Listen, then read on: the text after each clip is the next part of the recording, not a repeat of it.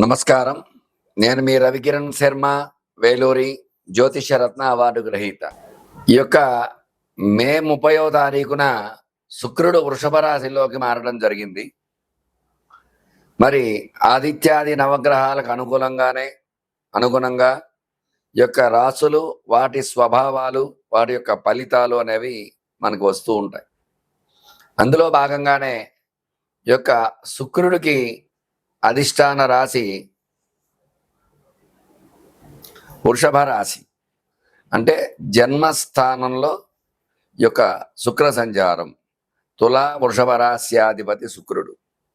ఈ యొక్క రెండు రాశులకి శుక్రుడు అధిపతి కాబట్టి వృషభ రాశి అంటే జన్మరాశిలో స్వక్షేత్రంలో శుక్ర సంచారం చేయటం. దీనివల్ల ఎట్లాంటి ఫలితాలు, ఎట్లాంటి శుభ ఫలితాలు వస్తాయి, ఏ రాశుల వారికి ఏ ఫలితాలు రాబోతున్నాయి అనే విషయాన్ని గురించి మనం తెలుసుకోవడం జరుగుతుంది. ఇందులో శుక్రుడు కలత్రకారకుడు.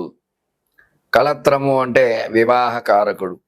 వివాహం కాని వారికి వివాహం జరగాలన్నా, ఆడవారికైనా భృగుపాశుపత అభిషేకం అనేది ఉంది.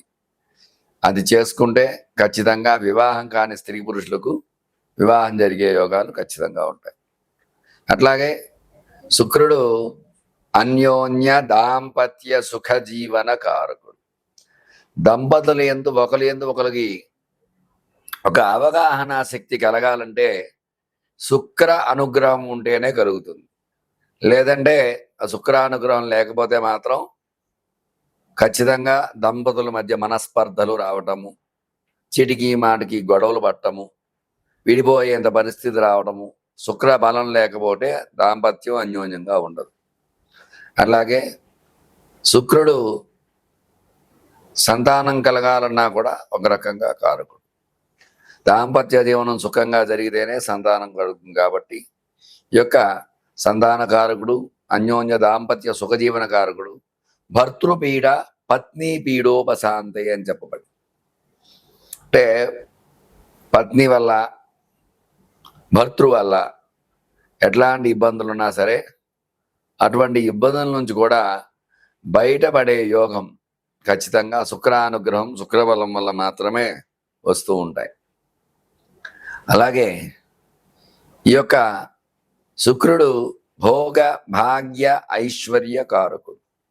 అంటే ఎటువంటి భోగం అనుభవించాలన్నా శుక్రబలం ఉంటేనే అనుభవిస్తాం.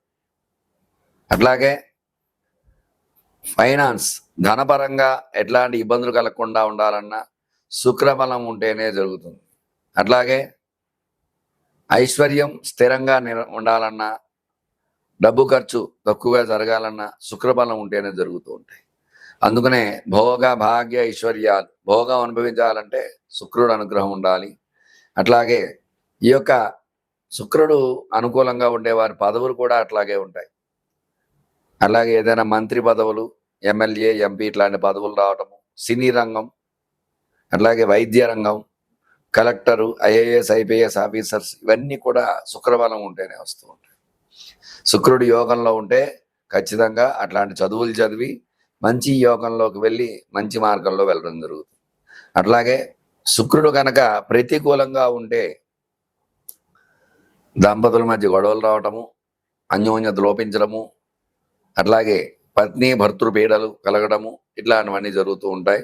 అందువల్ల ఈ యొక్క శుక్రుడు స్థితిగతులు ఏ రకంగా ఉండబోతున్నాయి, ఈ యొక్క జూన్ నెలలో శుక్రుడు ఎటువంటి అనుకూలతలు ఇస్తాడు ఈ రాశుల వారికి, మళ్ళీ శుక్రుడు వృషభంలోంచి మిథునం వరకు మారేంత వరకు ఎట్లాంటి అనుకూలతలు ఉన్నాయి, ఎట్లాంటి ప్రతికూలతలు ఉన్నాయనే విషయాల గురించి మీకు తెలియజేయడం జరుగుతోంది. చక్కగా విని ఈ యొక్క పరిహారాలు చెప్పడం జరుగుతుంది. పరిహారాలు చేసుకోవాల్సిందిగా మీ రవికిరణ్ శర్మ, వేలూరి. నమస్కారం. శుక్రుడు మే 30వ తారీఖు వృషభ రాశిలో మారడం వల్ల ఈ యొక్క సింహరాశి వారికి ఏ రకంగా ఉండబోతోంది, సింహరాశి వారు ఎలాంటి అనుకూలతలు ఉన్నాయి, ఎట్లాంటి ప్రతికూలతలు ఉన్నాయనే విషయాన్ని గురించి చెప్పుకోవడం జరుగుతుంది. సింహరాశి అధిపతి రవి యొక్క శుక్రుడికి శత్రువు. అందువల్ల ఈ సింహరాశి ప్రకారంగా చూసుకున్నట్లయితే శుక్రుడు 10వ స్థానంలో ఉన్నాడు. 10వ స్థానం కూడా యోగ స్థానం. 9, 10 స్థానాలు కూడా అనుకూల స్థానాలు. అందువల్ల ఈ యొక్క సింహరాశ్యాత్తు 10వ స్థానంలో శుక్రుడు ఉన్నప్పటికీ కూడా కొన్ని అనుకూలతలు ఉన్నాయి, కొన్ని ప్రతికూలతలు ఉన్నాయి. ఈ యొక్క సింహరాశి వారికి ఉద్యోగ ప్రయత్నం చేసేవారికి కొంతమేర అనుకూలతలు వచ్చే అవకాశాలు ఉన్నాయి. ఉద్యోగం ప్రయత్నాలు గట్టిగా చేసినట్లయితే మంచి ఉద్యోగం వచ్చే అవకాశం ఉంటుంది. చదువుకునే పిల్లలకి కొంచెం ఇబ్బందులు పడతారు, కొంచెం జాగ్రత్తలు వహించాలి. ఎందుకంటే శత్రువు కాబట్టి, రాశ్యాధిపతి శత్రువు అనుకూల స్థానంలో ఉన్నప్పుడు కూడా కొన్ని ప్రతికూలు వస్తూ ఉంటాయి. విద్యాపరంగా అనుకున్న రేంజ్లో రాణింపలేకపోవడం అట్లాంటి ఇబ్బందులు ఉంటూ ఉంటాయి. అట్లాగే వివాహం కానీ స్త్రీ పురుషులకు వివాహ యోగం ఉంటుంది, ఖచ్చితంగా వివాహం అనుకూలించే యోగాలు ఉంటాయి. అట్లాగే సంతానపరంగా శుభవార్తలు వినే అవకాశాలు ఖచ్చితంగా ఉన్నాయి. అలాగే వ్యాపారం చేసే వారికి వ్యాపార రంగంలో గతంలో కంటే కూడా ఇప్పుడు కొంతమేర అనుకూలతలు ఉంటాయి. క్రయ విక్రయాలు జరుగుతూ ఉంటాయి. అలాగే ధనం నిల్వ, సరుకు నిల్వ అది ఉంటుంది. ఖచ్చితంగా అనుకున్న రీతిలో రాణింపలేకపోవడం, చిన్న చిన్న ఇబ్బందులు జరిగే అవకాశాలు ఖచ్చితంగా ఉన్నాయి. వాళ్ళ వ్యాపార పరంగా ఇబ్బందులు ఉంటూ ఉంటాయి. స్టాక్ మార్కెట్, రియల్ ఎస్టేట్ పరంగా చూసుకున్నట్లయితే స్టాక్స్ అవి పెరుగుతాయి అనుకున్న చోట ఆగిపోవటము, ఇబ్బందులు పడటము. రియల్ ఎస్టేట్ రంగం కూడా అంతంత మాత్రంగా ఉంటుంది. అట్లాగే రియల్ ఎస్టేట్లో పెట్టుబడులు పెట్టి ఉంటారు, అవి క్రయ విక్రయాలు జరగక ఇబ్బందులు పడుతూ ఉంటారు. కొంచెం అనుకున్న రీతిలో రాణింపలేకపోవడం, ఇబ్బందులు పడుతూ ఉంటారు. అట్లాగే స్టాక్ మార్కెట్లో స్టాక్స్ పెరగడం కూడా అంతంత మాత్రంగా పెరుగుతూ ఉంటాయి. అనుకున్నటువంటి లాభాలు అయితే ఆర్జించడం కష్టం అవుతూ ఉంటుంది. ఆరోగ్యపరంగా చూసుకున్నట్లయితే ఆరోగ్యంలో చిన్న చిన్న ఇబ్బందులు వస్తూ ఉంటాయి. ఆరోగ్యపరంగా కూడా కొంతమేర అనుకూలతలు ఉంటూ ఉంటాయి. అలాగే వ్యవసాయ రంగం చూసుకున్నట్లయితే వ్యవసాయ రంగం అనుకూలించే అవకాశాలు ఉన్నాయి. ఎందుకంటే ఎర్రధాన్యాలు ఎక్కువ పండే అవకాశాలు ఖచ్చితంగా ఉన్నాయి. భాగ్యంలో శుక్రుడు ఉన్నాడు. 9వ స్థానం, 9వ స్థానం కూడా విశేష స్థానం కాబట్టి, ఈ 10వ స్థానం 9వ స్థానం కూడా విశేషమే కాబట్టి అనుకూలించే అవకాశాలు ఖచ్చితంగా ఉన్నాయి. వీళ్ళు ఆదివారం నాడు విశేషముగా ఈ యొక్క సూర్యుడికి నమస్కారం చేసుకొని సూర్య నమస్కారాలు చేయించుకోవటము, గోధుమ రవ్వ ప్రసాదం నైవేద్యం పెట్టడం ద్వారా ఈ యొక్క సూర్య బలం వల్ల శుక్ర అనుకూలత కలిగే అవకాశం ఖచ్చితంగా ఉంటుంది. చూశారు కదండి, ఈ యొక్క సింహరాశి వారికి ఈ నెలలో ఏ రంగా ఉండబోతోంది, ఎలాంటి అనుకూలతలు ఉన్నాయి, ఎలాంటి ప్రతికూలత అనే విషయాన్ని చెప్పడం జరిగింది. అందువల్ల చెప్పిన విషయాన్ని గమనించి, చెప్పిన రెమెడీ పాటించి శుక్రానుగ్రహంతో మేషరాశి వారు సుఖ సంతోషాలతో ఉండాలని కోరుకుంటూ మీ రవి కిరణ్ శర్మ, వేలూరి జ్యోతిష రత్న అవార్డు గ్రహీత. నమస్కారం.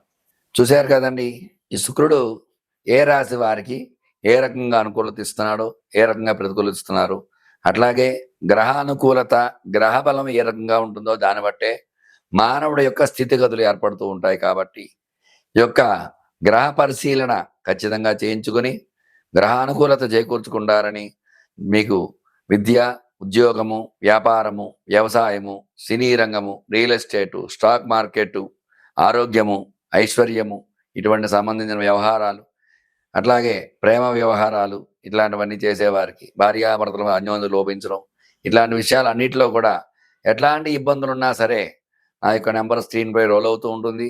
నా పేరు రవికిరణ్ శర్మ, వేలూరి జ్యోతిషరత్న అవార్డు గ్రహీత.